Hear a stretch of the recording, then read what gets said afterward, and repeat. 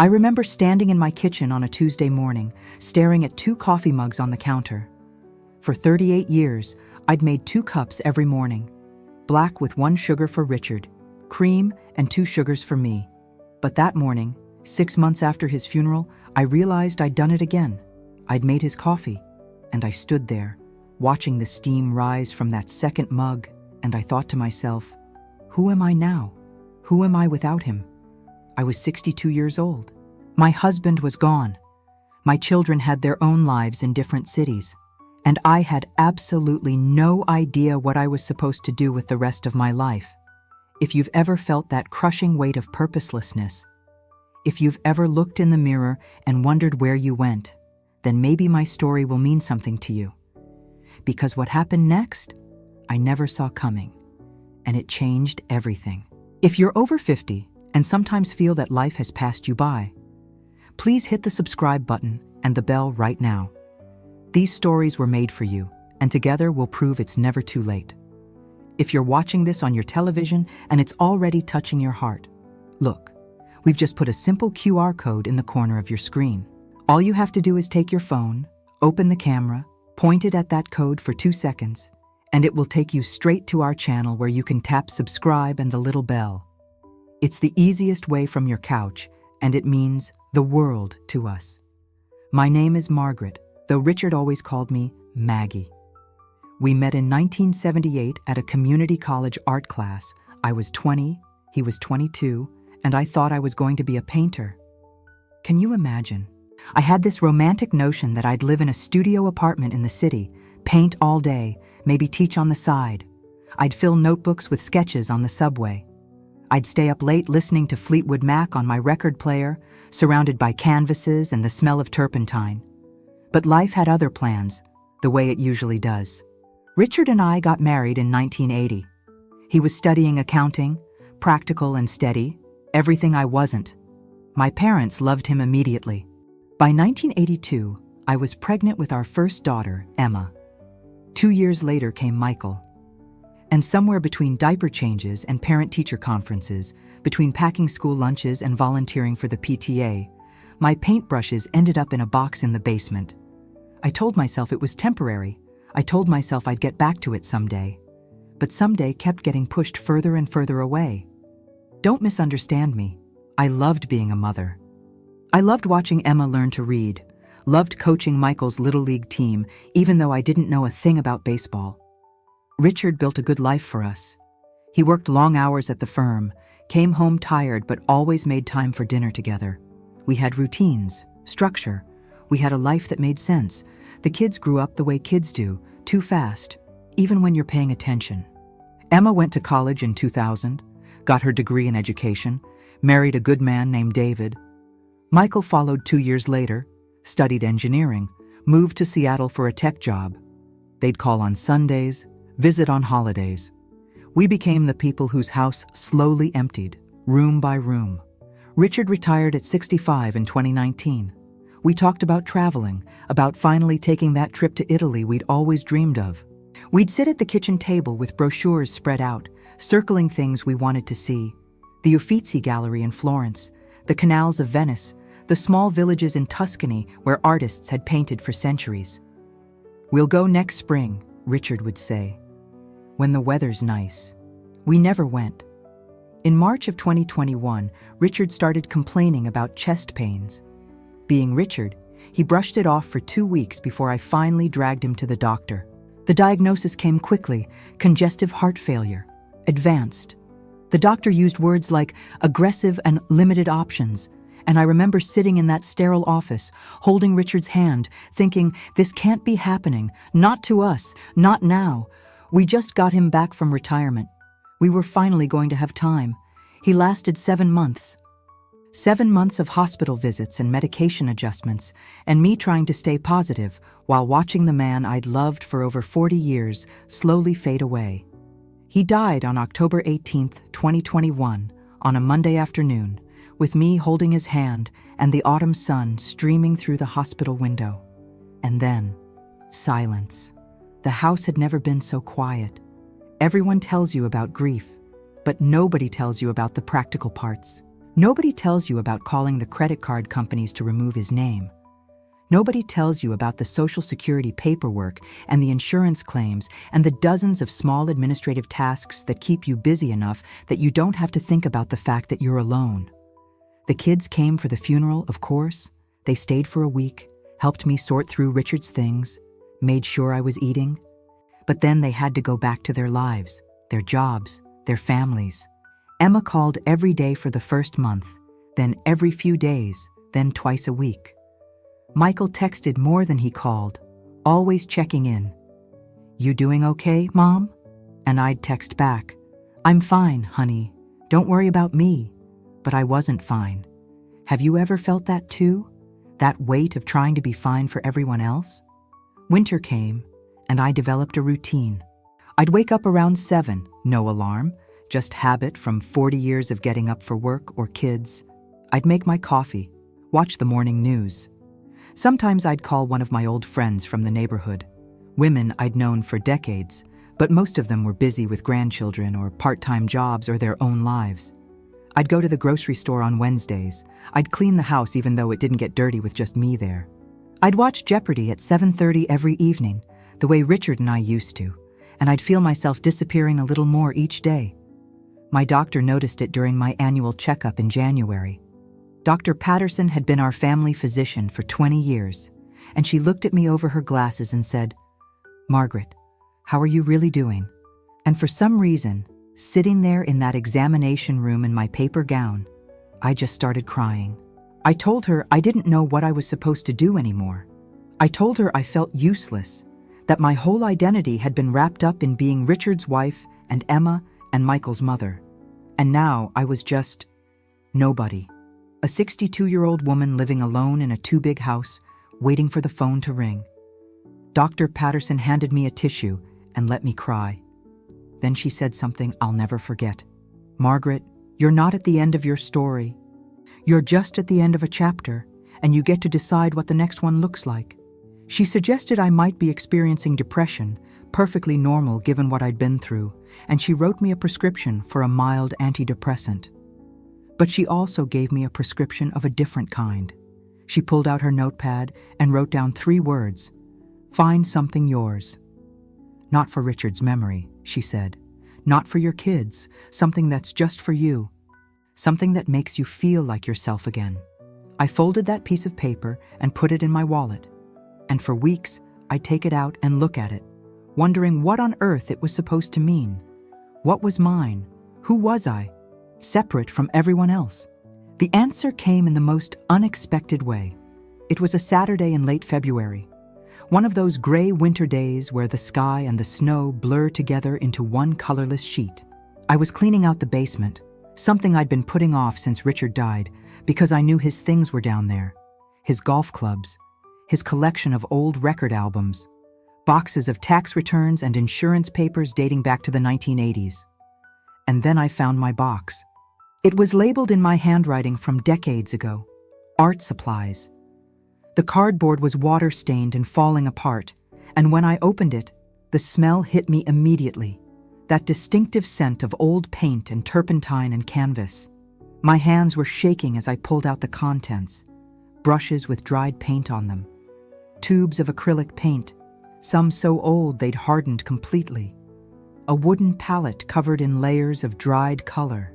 And underneath it all, a stack of my old paintings from that community college class in 1978. I sat down on the cold basement floor and went through them one by one. A still life of apples and a wine bottle. A landscape of a park I didn't quite remember. A portrait study of a woman's face, unfinished, rough. But there was something in the eyes that I recognized. That had been me. That young woman who'd stayed up late listening to rumors and dreaming about being an artist. Where had she gone?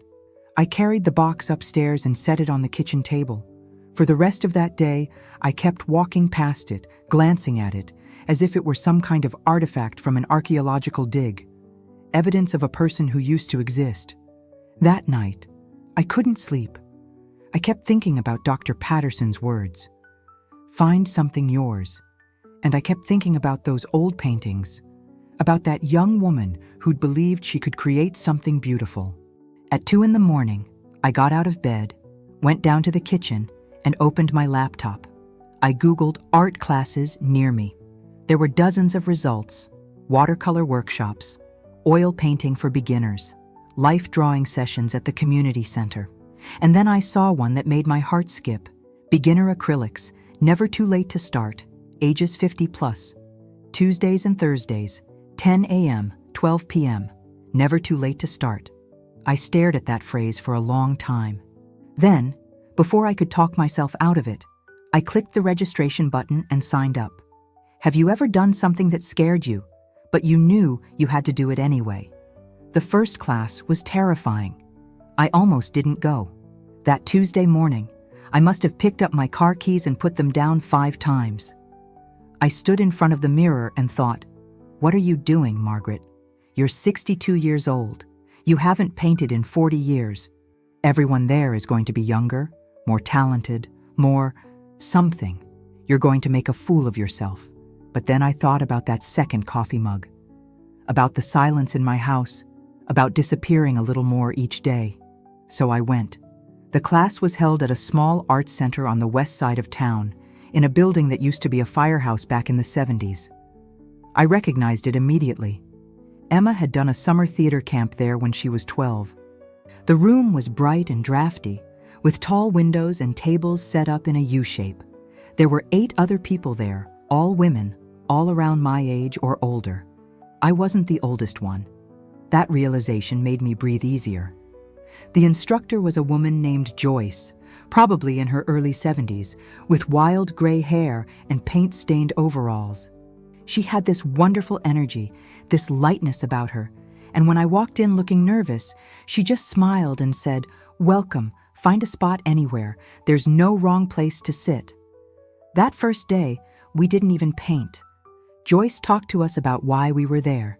Each woman shared her story. There was Linda, whose husband had Alzheimer's and was in a care facility, and she needed something to do besides visit him and cry.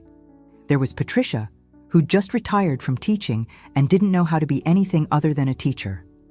There was Susan, whose kids had practically forced her to take the class because she'd been moping around since her divorce. When it was my turn, I said, "My husband died 6 months ago, and I don't know who I am without him." Joyce nodded like this was the most normal thing in the world. "Then let's find out," she said. We started with basic exercises: color mixing, brush techniques, understanding light and shadow. It was frustrating. My hands didn't work the way I remembered. The brush felt clumsy. My first attempts looked like something a child would make, and I felt that familiar wave of shame. "See? You were never good at this. What made you think you could do it now?" But Joyce would walk around the room, stopping at each person's canvas, and she never criticized. She'd say things like, "Look at that color you mixed. That's gorgeous." Or, "See how the light catches there. That's exactly right." She made us feel like we were doing something worthwhile, even when we were clearly just fumbling around. After the 3rd class, I started arriving early. I'd set up my supplies and just sit there, looking at the blank canvas, feeling a mixture of excitement and dread. But slowly, very slowly, something started to shift. I began to look forward to Tuesdays and Thursdays. I'd wake up on those mornings with something I hadn't felt in months: anticipation. I'd pack my supplies the night before, like I was a kid getting ready for school. And during class, for those 2 hours, I wasn't Richard's widow, or Emma and Michael's mother, or a woman living alone in an empty house. I was just someone learning to paint. By the 4th week, Joyce introduced us to actual projects.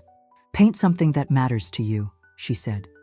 "Something from your memory, a place, a person, a feeling. Don't worry about making it perfect. Just paint from your heart." I didn't know what to paint at first. I thought about Richard, about painting his face. But every time I tried, I'd start crying and have to stop.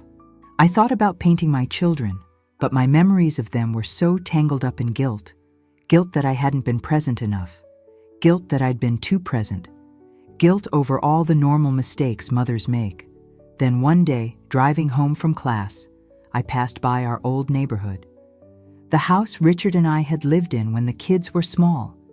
It had been painted a different color. The yard looked different, but the bones of it were the same. And I remembered summer evenings there. The way the streetlights would come on at dusk. The sound of kids playing in the yards. The smell of someone grilling burgers. The way Richard would sit on the front porch after work, still in his tie, drinking a beer and waving to neighbors. That's what I painted. It took me 3 weeks. I worked on it during class, and then, for the first time since Richard died, I set up a little workspace in my spare bedroom. I'd go in there after dinner and paint for an hour or two, losing track of time completely. It wasn't technically perfect. The perspective was off. The colors weren't quite right. But there was something in it, some feeling of warmth and safety and belonging that felt true. When I showed it to the class, Linda started crying. "That's exactly how I remember my old neighborhood," she said. "You captured it." Joyce put her hand on my shoulder and said, "Margaret, this is beautiful. You're a painter." I went home that day and sat in my kitchen and cried. But this time, they weren't tears of sadness. They were tears of recognition. Like I'd found a piece of myself I'd thought was lost forever. The class ended in May. But Joyce told us about an open studio program the Arts Center ran in the summer. For a small monthly fee, we could use the space whenever we wanted, work on our own projects, have access to supplies and guidance. 6 of us from the class signed up immediately. That summer was the first time since Richard's death that I felt alive. I painted 3 or 4 times a week. I started with more memory pieces, our wedding day, the hospital room where Emma was born, the kitchen table where we'd eaten thousands of meals as a family. But then I started branching out. I'd drive to different parts of town with my small portable easel and paint what I saw. The farmer's market on Saturday mornings. The old theater downtown where Richard and I had seen E.T. on our anniversary in 1982. The park where I used to take the kids to feed the ducks. People would stop and watch me paint sometimes. Some would make comments, ask questions. An older gentleman said my painting of the theater made him remember taking his own kids to see movies there. A young mother with a stroller said she loved the colors I was using. These small interactions made me feel connected to the world again, like I was part of something larger than my own grief. In August, Emma came to visit with her family. She'd been worried about me. I could tell. She kept looking at me like I might break. But when she saw my spare bedroom turned into a studio, when she saw the half-dozen finished paintings leaning against the walls, her expression changed. "Mom," she said, "I didn't know you could paint." "I couldn't," I told her. "Or I did. Once, a long time ago. I'm learning again." My grandson, Tyler, who was 8, was fascinated. He wanted to know everything. Could I paint a dinosaur? Could I teach him? Could he try? I set him up with some paper and cheap paints, and we spent an afternoon painting together at the kitchen table. And I felt something I hadn't felt in years. Useful. Needed. Like I had something valuable to offer. Before they left, Emma hugged me tight and whispered, "You seem different, Mom. Lighter. I'm so glad." That fall, Joyce told us about a community art show the center was hosting in November. Local artists could submit up to 3 pieces. There would be no jurying, no rejection, just an opportunity to show your work to the community. The opening reception would have wine and cheese and live music, and families and friends were encouraged to come. I was terrified at the idea of showing my work publicly. What if people thought it was terrible? What if no one came? What if I looked like a foolish old woman pretending to be something she wasn't? But Linda and Patricia both convinced me. "And we're all submitting," Patricia said. "We'll be foolish old women together." I chose 3 paintings, the one of my old neighborhood, one of the farmer's market, and one I'd painted of Richard's hands. Not his face, I still couldn't quite do that, but his hands, resting on the steering wheel of our old Buick, the wedding ring catching the light. It was my way of saying goodbye, I think, of honoring what had been while also showing who I was becoming. The night of the opening, I was so nervous I almost didn't go. But Emma drove up from the city with David and the kids. Michael flew in from Seattle as a surprise. They all came to support me. When I walked into the gallery and saw my paintings on the wall, professionally lit with little typed cards beneath them showing my name, Margaret Brennan, I felt like I might faint. This was real. I was here. I'd made these things, and now they existed in the world for other people to see. The room filled with people. Some I knew from class, some were strangers. A woman in her 30s stopped in front of my neighborhood painting and stood there for a long time, then told me it reminded her of the street where her grandmother had lived. An older man looked at the painting of Richard's hands and said, "I just lost my wife. This is how I feel. Thank you." That night, standing in that converted firehouse, surrounded by my children and my fellow painters and strangers who'd connected with my work, I realized something profound. I hadn't just found painting again. I'd found myself. Not the self I'd been at 20. Not the self I'd been as Richard's wife or Emma and Michael's mother. A new self. A self that could exist on her own terms, that could create something meaningful, that could connect with people and contribute to the world. I was 63 years old, and I was becoming someone new. Have you ever surprised yourself with what you're capable of? After the art show, something shifted even more dramatically. Joyce approached me at one of our open studio sessions in December and said, "Margaret, I'm expanding my classes. I need another instructor for a beginner's session starting in January. Would you be interested?" Me? Teaching? I almost laughed out loud. "Joyce, I've only been painting for 9 months." "Exactly," she said. "You remember what it's like to start. You remember the fear and the uncertainty. That makes you perfect for beginners." I thought about it for exactly one night before saying yes. The idea of teaching terrified me, but it also thrilled me in a way nothing had in years. I spent the weeks between Christmas and New Year preparing. I made lesson plans. I practiced demonstrations. I thought about what had helped me and what had frustrated me. I bought a notebook and filled it with ideas. My first class was in early January, and 10 women showed up. 10 women all around my age, all with their own stories of loss and transition and fear. When I stood in front of them for the first time and introduced myself, my voice was shaking. "My name is Margaret," I said. 15 months ago, my husband died, and I didn't know what to do with my life. I started painting again after 40 years, and it saved me. So if you're here because you're lost or lonely or scared, welcome. You're in the right place." You could feel the relief in the room. These women had thought they were the only ones. They thought they were too old, too inexperienced, too broken to start something new. And here I was, living proof that it was possible. Teaching forced me to grow in ways I hadn't expected. I had to learn names and pay attention to each person's struggles. I had to find new ways to explain techniques when someone didn't understand. I had to be encouraging when someone was ready to quit, firm when someone was being too hard on themselves. I had to be present, and being present, I discovered, was the opposite of disappearing. By March, I was teaching 2 classes a week and still painting on my own. The spare bedroom was no longer enough. I'd taken over half the living room with canvases and supplies. The house that had felt too big and too empty now felt full of life and color and purpose. I started sleeping better. The antidepressants Dr. Patterson had prescribed were helping, but so was the work. So was having a reason to get up in the morning. So was the community I'd built with the women in my classes and the other artists at the center. In April, Joyce organized a community mural project. The city had granted permission to paint a large wall on the side of the library, and Joyce wanted it to be a collaborative effort, something that represented different voices and styles and stories. She invited everyone from the Arts Center to participate, including my students. We spent 6 weekends that spring painting that wall. It was an incredible experience, working outside, collaborating, having passers-by stop and comment and sometimes pick up a brush and add a stroke. There were young people and old people, experienced artists and complete beginners, all working together to create something beautiful for our community. My contribution was a small section showing a pair of hands holding a paintbrush, a symbol of creation, of starting over, of never being too late. Underneath it, At Joyce's suggestion, I painted a single phrase: "Your story isn't over."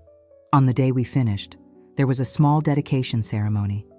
The mayor came and said a few words. Local news covered it, and I stood there with paint on my clothes and under my fingernails, surrounded by people I'd come to care about deeply, looking at this enormous, colorful, joyful thing we'd made together. And I felt something I hadn't felt since before Richard got sick. I felt happy, not the absence of sadness. I still missed Richard every single day. Not the absence of worry. I still had moments of anxiety about money and health and the future. But actual, genuine, grounded happiness. The sense that my life had meaning and purpose. That I was contributing something valuable to the world. That I mattered. Emma called that night after seeing the mural featured on the local news website. "Mom," she said, and her voice was thick with emotion. "Dad would be so proud of you." And I realized she was right.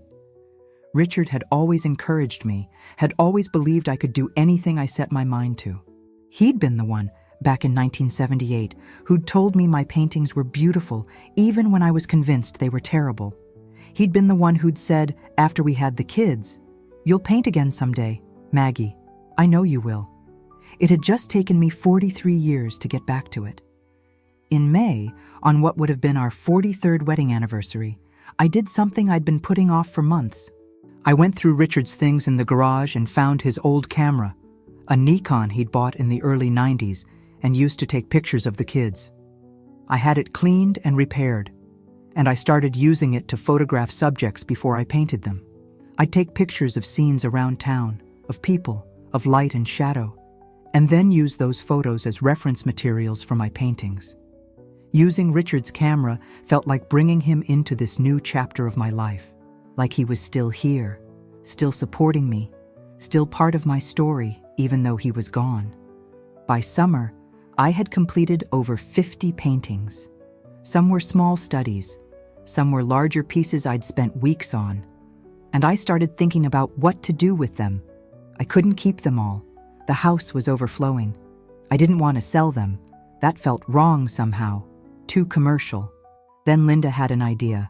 Her husband's care facility was looking for artwork to brighten up the common areas. Would I be willing to donate some pieces? I visited the facility with her, saw the bare walls and the residents sitting in silence, many of them dealing with their own losses and loneliness and confusion. And I thought, yes, this is exactly where they should go. I donated 15 paintings to the facility. They hung them in the hallways and common rooms, and the staff told me the residents loved them. One woman with advanced dementia, who rarely spoke, stood in front of my painting of the old theater and said, "That's where Harold took me on our first date." She hadn't said her husband's name in months.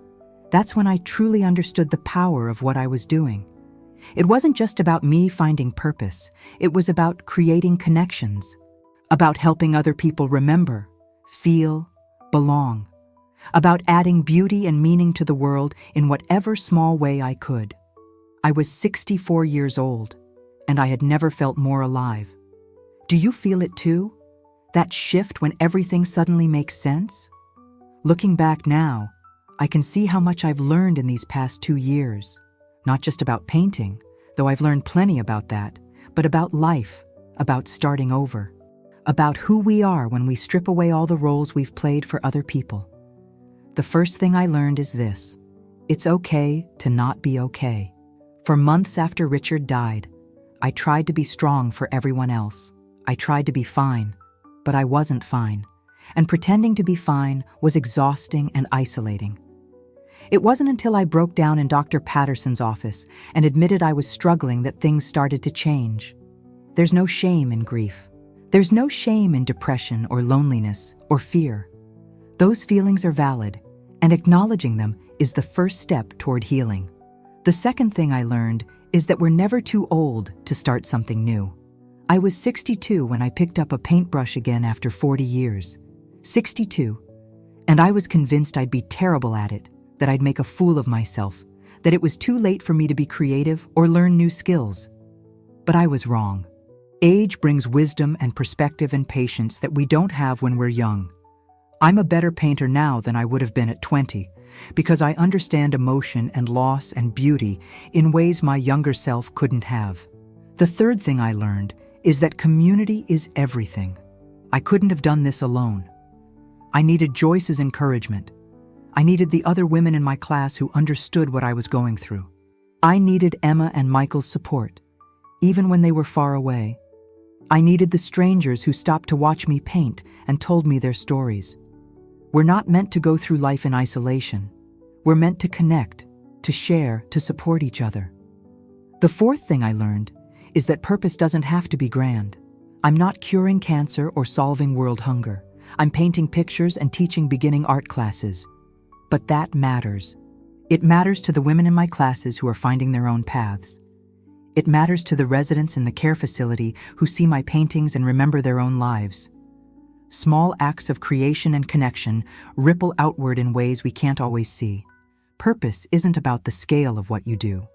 It's about the intention and love you put into it. The fifth thing I learned is that grief and joy can coexist. I still miss Richard every single day. I still have moments where I see something beautiful and instinctively turn to share it with him, only to remember he's not there. I still sleep on my side of the bed. I still make 2 cups of coffee sometimes by accident. But alongside that grief, I've found joy. Real, deep, sustaining joy. And those 2 feelings don't cancel each other out. They exist together, and that's okay. That's human. The final thing I learned, and maybe this is the most important, is that our stories are never finished until we're finished. At 62, I thought my life was essentially over.